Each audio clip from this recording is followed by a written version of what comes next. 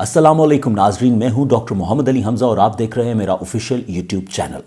اگست 2020 Rajasthan India 11 Pakistani ہندوؤں کو ماورائے عدالت قتل کر دیا گیا۔ اس ایکسٹریم ہیومن رائٹس وائلیشن کے حوالے سے انڈین گورنمنٹ نے نہ ہی کوئی انویسٹیگیشن کی اور نہ ہی اس دردناک انسانی حقوق سلب کرنے کے واقعے پر انڈین گورنمنٹ نے سنجیدگی کا مظاہرہ کیا۔ اسی حوالے سے ministry of Human Rights Pakistan نے حال ہی میں United Nation high commissioner for Human Rights کو ایک خط لکھا اور اپنے کنسرنز کا اظہار کیا۔ وہ کنسرنز کیا ہیں؟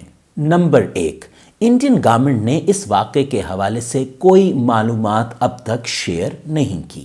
نمبر 2، اس انسانیت سوز واقعے کے حوالے سے بھارت میں نہ ہی کوئی انکوائری اور انویسٹیگیشن اب تک باقاعدہ طور پہ شروع کی گئی۔ نمبر 3، جن پاکستانی ہندوؤں کو ماورائے عدالت انڈیا کی سرزمین پہ قتل کیا گیا، یعنی ان کی ایکسٹرا جوڈیشل کلنگ کی گئی، ان کی لاشیں بھی انڈیا پاکستان کو دینے سے انکاری ہے۔ نمبر 4، شرمیتا مکھی جو کہ قتل کیے گئے افراد کے خاندان ہی میں سے ہیں، بلکہ ان کے فادر کو ماورائے عدالت انڈیا کی سرزمین پہ قتل کیا گیا، انہوں نے ایک FIR رپورٹ کروائی جس میں انہوں نے را کی انوالومنٹ ظاہر کی، لیکن اس FIR کے اوپر کوئی اقدامات یا ڈیولپمنٹس انڈین گورنمنٹ نے اب تک نہیں کی۔ نمبر 5، اس بروٹل ایکٹ کے نتیجے میں انڈین گورنمنٹ نے بین الاقوامی قوانین کو پس پشت ڈالا اور پاؤں تلے روندا۔ Vienna convention on consular relation VCCR جو کہ ایک بین الاقوامی قانون ہے، اس کو پس پشت ڈالا گیا اور انڈین گورنمنٹ نے بین الاقوامی اصولوں اور ضابطوں کی پرواہ نہیں کی۔ Ministry of Human Rights Pakistan کے لکھے گئے خط میں جہاں پاکستان کے کنسرنز کو ظاہر کیا گیا، وہیں پہ 4 مطالبے بھی کیے گئے۔ مطالبہ نمبر 1، یونائٹڈ نیشن کی سربراہی میں ایک غیر جانبدارانہ تحقیقاتی ٹیم تشکیل کی جائے۔ مطالبہ نمبر 2، انڈیا پر زور ڈالا جائے کہ وہ اس معاملے کی تحقیقات کو یقینی بنائے، ماحول کو سازگار کرے اور تمام ضروری اقدامات اٹھائے۔ مطالبہ نمبر 3، بین الاقوامی قوانین کے تناظر میں قتل کیے گئے افراد کی لاشیں جو ہیں وہ پاکستان کو واپس کی جائیں۔ اور مطالبہ نمبر 4 کہ ماورائے عدالت قتل کیے گئے افراد کے اہل خانہ کی مالی معاونت کی جائے۔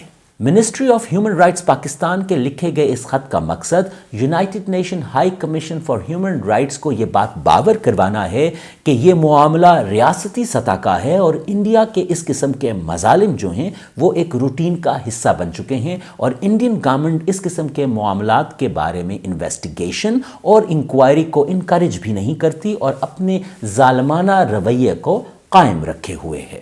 انڈیا کی سرزمین راجستھان پہ 11 پاکستانی ہندوؤں کو ماورائے عدالت قتل کر دینا انڈین فورسز کا کوئی پہلا قدم نہیں ہے۔ اس قسم کے عمل اور اقدامات انڈین فورسز اپنے شہریوں پر بھی کرتے رہتے ہیں۔ اس حوالے سے یہ رپورٹ جو کہ ساکشم شریواستو اور آدیش شرما نے 15 جولائی 2020 کو شائع کی، وہ بہت امپورٹنٹ ہے۔ اس رپورٹ کا ٹائٹل ہے "The Celebration of Extrajudicial Murders Who is watching India"۔ میں اس میں سے کچھ چیزیں آپ کے لیے پڑھے دیتا ہوں۔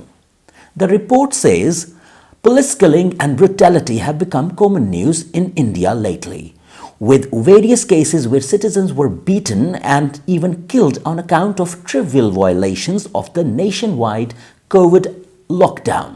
یعنی کووڈ کی وجہ سے بھی انڈین فورسز اور انڈین سیکیورٹی ایجنسیز اپنے لوگوں کو مارتی رہیں۔ سوال پیدا یہ ہوتا ہے کہ مارے گئے افراد کہیں زیادہ تر مسلمان تو نہیں تھے؟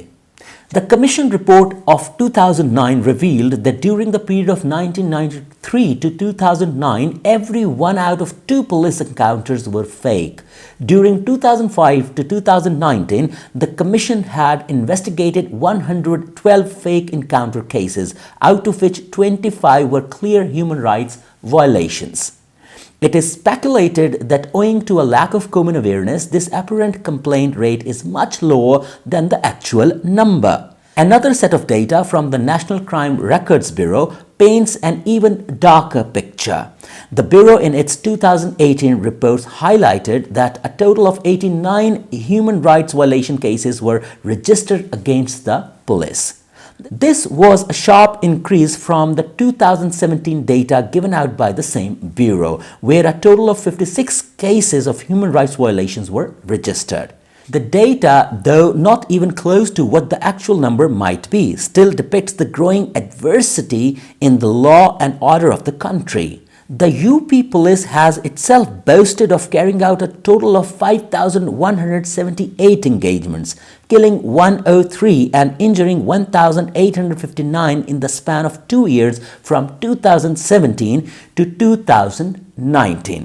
یہ رپورٹ ہے سکشم شریواستو اور ادیش شرما کی طرف سے جو انہوں نے 15 جولائی 2020 کو لکھی. میں ٹائٹل دہرائے دیتا ہوں: the celebration of extra judicial murders, who's watching India. Ministry of Human Rights Pakistan نے جو خط United Nation High Commission for Human Rights کو لکھا، اس کا ایک مقصد یہی ہے کہ let's watch India, what's happening there. India کی سرزمین پہ 11 پاکستانی ہندوؤں کو جو قتل کیا گیا، اس کا جواب انڈیا کو دینا پڑے گا، اور United Nation High Commission for Human Rights کو اپنی آنکھیں کھولنی ہوں گی اور دیکھنا ہوگا واٹس ہیپننگ ان انڈیا. آج تک کے لیے اتنا ہی، اجازت دیجیے، خدا حافظ.